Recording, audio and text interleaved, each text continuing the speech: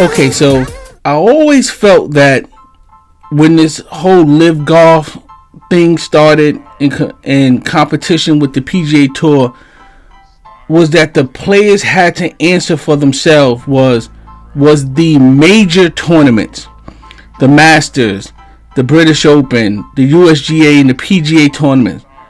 Were they worth missing out on possibly $100 million of net earnings?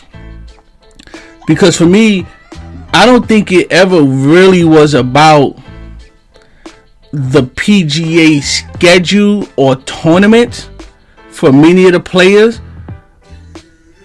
It wasn't about, am I going to be able to play in the Vallejo Open or the Sun Chip Classic? It had to always be about what has been the narrative over the course of the last 15 to 20 years was the major championships.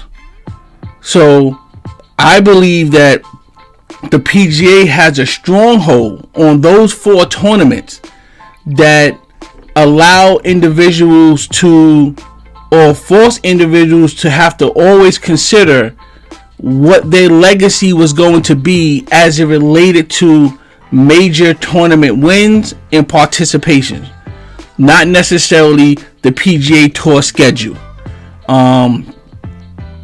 And I'm thinking that in the room or in the vacuum, most of the tour top players have said that generational wealth to them is more important than playing in the 2027 or 2035 US Open. You know, where you're not guaranteed based on play, based on the field, based on timing, to even get a check cut. And here it is, you having a whole nother entity giving you signing bonuses up to $50 to $100 million on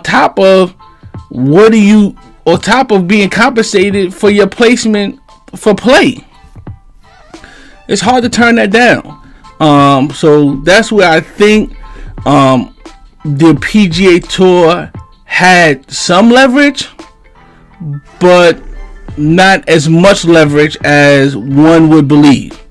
And I think that has been the only hindrance of consideration that a majority of these players had to really sit back and assess, is whether their participation in majors were worth $100-200 million throughout the span of their career.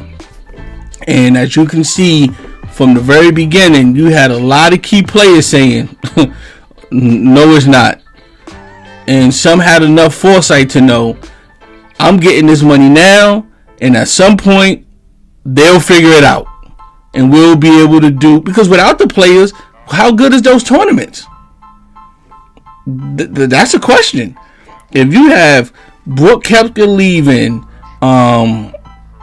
Phil not participating, a lot of other players who signed who were not necessarily American born, but who were very viable in the PGA Tour being excluded from these major tournaments, you have to ask yourself, how is that going to impact ratings? It didn't make financial sense, not even for the PGA Tour, because you needed them as much as the histrionics of those tournaments they needed. And I just think they found a way to answer those questions. Answer that question primarily. Was non-participating in the major tournaments of which the PGA Tour has a stranglehold on worth $100, $200, $300 million throughout the span of their career? Some said no, and it looks like a lot of people are going to say no.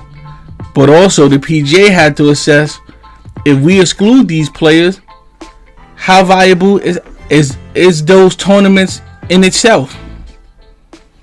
So they figured it out.